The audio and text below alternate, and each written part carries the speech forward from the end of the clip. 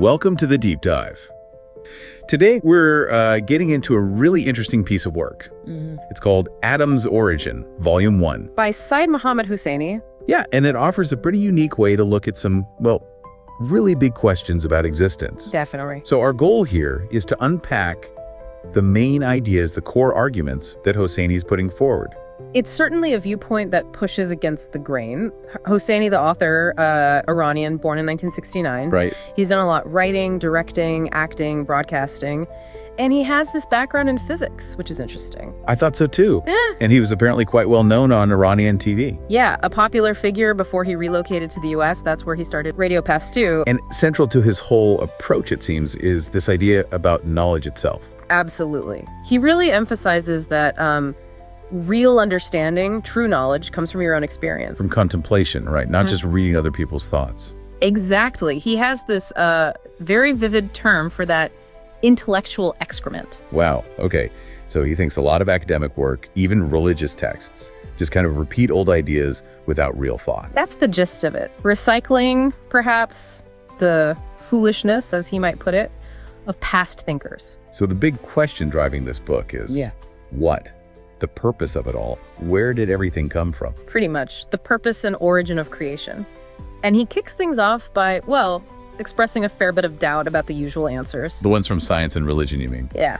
He looks at atheistic, scientific models and traditional religious stories, and he finds both ultimately unconvincing. Because of the gaps. Unknowns, as he calls them. Precisely. He sees major holes in both frameworks. Okay, so that's our task then. Understand why he finds them lacking, and then really explore his alternative. Which is this concept he calls Irfan. Irfan, which translates roughly to gnosis, mysticism. Something along those lines, yeah. A path of direct knowing, direct experience. That's where his argument really builds. All right, so let's start with the critiques. What are his issues with science and religion? He argues that both academia and religion can sometimes fall into this pattern of just following past authorities. Without enough critical thinking. Without enough independent critical thought, yeah. Which leads him to ask some really provocative questions. And he's quite specific about the unknowns he sees in the scientific story of origins. The Big Bang, fundamental forces, life emerging from non-life. Yeah, he points to questions like, why did matter win out over antimatter in the early universe? Which is a genuine puzzle in cosmology. Right. Or how did non-living molecules just sort of decide to become living? Right. What was the mechanism, the trigger? These are areas where science is still actively researching, still developing theories. And he uses these points to suggest that, well, maybe science has its own kind of faith element. How so? That compares religious figures to what he terms prophets of the unknowns in science, implying both systems ask you to accept things not fully proven or understood. And he worries about how science is taught. Yeah, he expresses concern that sometimes scientific theories are presented in schools almost like, well, like religious dogma, without encouraging enough questioning. It's a point about pedagogy, really. How do we best teach understanding versus just acceptance? It raises good questions about critical thinking across the board. Then he shifts his focus to the Abrahamic creation stories, Adam and Eve. The forbidden tree, which he notes some interpret as wheat, interestingly enough. Right. And the fall from grace. Yeah. He even asks, who tricked Satan? Yeah, questioning the internal logic of the narrative itself. And his conclusion is that these stories, for him, are just as problematic, just as maybe nonsensical as some of the scientific origin claims. He's applying that same critical lens across different belief systems, looking for coherence, for explanations that satisfy him logically. Okay, so he's critiqued both sides. Where does that leave us? What's this alternative, this Irfan? Let's get into that. Right. Irfan is positioned as this third way. It's meant to overcome the limitations he sees in both science and conventional religion when it comes to those really fundamental questions. When he mentioned different types. Yeah, he briefly identifies religious Irfan and atheistic Irfan, but says his focus is on a third type, just Irfan, which seems to be about this direct experiential knowing. And he uses that classic story to explain it. The elephant in the dark room.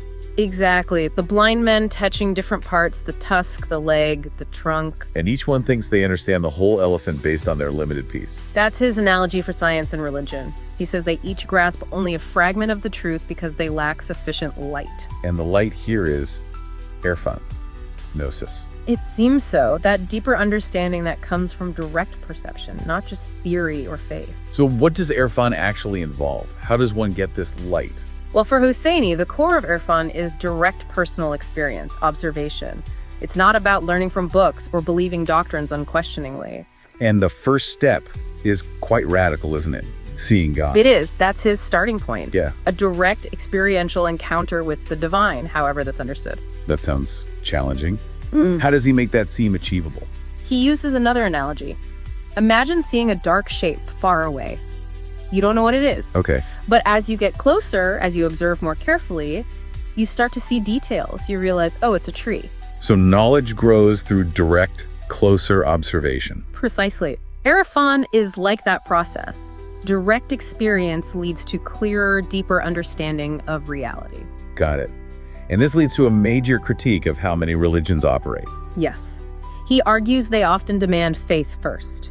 Believe before you have seen, before you have directly known God. And he compares it to Like a mother telling her child to marry someone they've never met. Agree to the commitment before the experience. that really highlights the difference in approach he's advocating for. So in Irfan, this seeing God or Yeah. God knowing, how does it happen? He claims God is actually visible, perceivable with our own senses. But you need to go through this process of God knowing. And that direct experience then leads To love, he says, and then naturally to faith. So it reverses the typical religious path. Experience first, then love, then faith, based on that direct knowing. Okay, so let's explore some other key differences he outlines between Irfan and traditional religion. Well, building on that, because God is directly experienceable in Irfan, the need for what he might call blind worship disappears. Makes sense. And he challenges the whole creator-creation distinction. He does. He leans towards this idea of Uriah, basically, that only God, the ultimate reality, truly exists. Everything else is just a manifestation of that one existence. Like waves on the ocean, part of the ocean, not separate from it. Something like that. He uses the term pani, contingent, or happening for things in the created world, contrasting them with God as the sole, eternal, necessary existence. What about the structure of religion, the different realms? Ah, yes. He's critical of the idea of separate realms. The creator up here, the created world down there, and then this intermediary realm in between. The realm of prophets, saints, clergy. Exactly. He views that intermediary level sometimes with suspicion. He suggests it can become a tool for control. How so? By managing concepts like guilt and forgiveness, he argues, intermediaries can potentially exert power, even extract resources, acting as gatekeepers to the divine. He compares them to teachers enforcing dogma. Yeah, drawing a parallel to teachers who might insist on adherence to scientific theories that could later turn out to be incomplete or wrong. There's a potential for enforcing potentially flawed ideas in both spheres, in his view. And he brings in gravity as an analogy for God's nature in Irfan. Right. He likens God, or this fundamental reality, to a universal law like gravity, meaning it acts consistently, impartially, justly for everyone and everything, without personal intervention, judgment, or sort of picking sides. So that would imply no heaven or hell dished out based on behavior. It seems to lean that way. Perhaps consequences arise naturally from the way reality is, rather than from specific divine judgments on actions. It's a different framework. Okay. Now, he also connects Irfan specifically to Sufism. How does that fit? He presents Sufism as like a major practical expression of Irfan. A living tradition of this kind of knowing. Exactly. Sufism heavily emphasizes hu, this concept of the unseen divine essence that permeates everything. So in Sufism, the universe isn't separate from God, but a manifestation of God. Precisely. The analogy used is often like clear water. The essence is the same, but it takes the shape of whatever container it's in.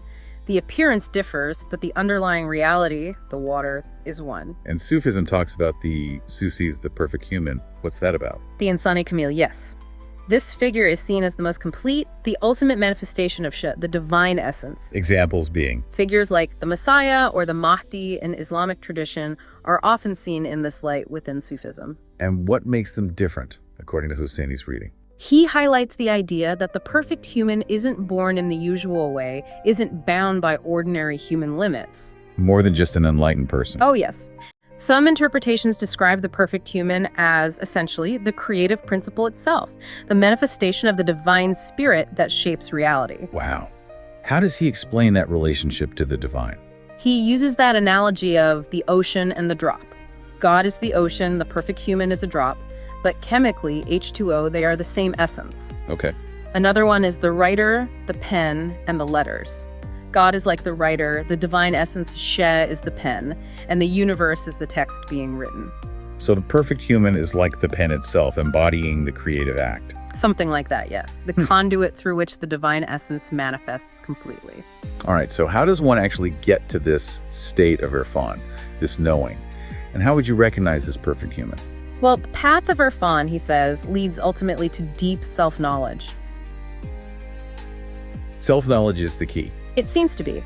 And the perfect human, who he calls a sachet, embodies these divine qualities and creative power. This becomes visible, recognizable, but only to those who've reached a certain level of understanding themselves. Right, you need the inner development to perceive it. He has an analogy for that too, doesn't he? Yes, the puberty analogy.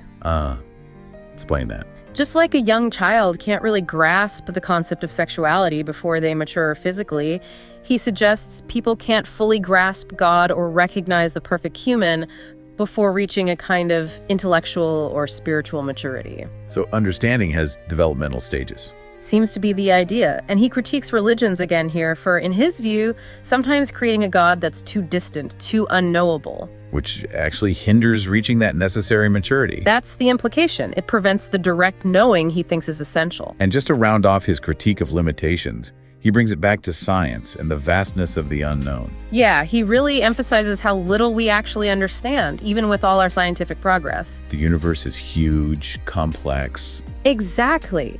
He uses the Big Bang as an analogy again, says it's like one word spoken at the beginning of creation. And science has only deciphered a fraction of it. He puts a number on it, maybe speculatively, like 15%. The point is, there's an immense amount we just don't know. Okay. So as we near the end of our discussion on this first volume, Hosseini gives some pretty direct advice to the reader. He does. He basically says, look, if you're happy with a normal life, not questioning these deep things, maybe just stop reading here. But if you are seeking answers, then continue. Yeah. Only if you really want to grapple with these fundamental questions about reality. And he hints at what's coming next in the book series. Yeah, he says later parts will redefine a lot of basic concepts. Like God, science, heaven, hell. Angels, demons, even what it means to be human. He plans to offer his own definitions. Which leads to the ultimate questions the book poses to you, the reader. Right. Are you human, according to his definition? Are you saved? He calls the book a thinking swamp. Designed deliberately to make you question everything you thought you knew. Yeah. Get you stuck in questioning your assumptions. And the later volumes, presumably, aim to pull you out of that swamp by answering whether you fit his definition of human. That seems to be the trajectory. Lay the groundwork of questioning, then build his own framework. So the final thought he leaves us with, coming out of this first volume, it's really a challenge to the listener, isn't it? It is. He asks you to reflect. Is your understanding of the universe, your place in it, based on your own direct experience, your own knowing? Or is it built on things you've inherited, beliefs you've accepted, those unknowns we talked about? Yeah. What does it really mean he pushes you to consider, to truly see or know something fundamental about existence for yourself?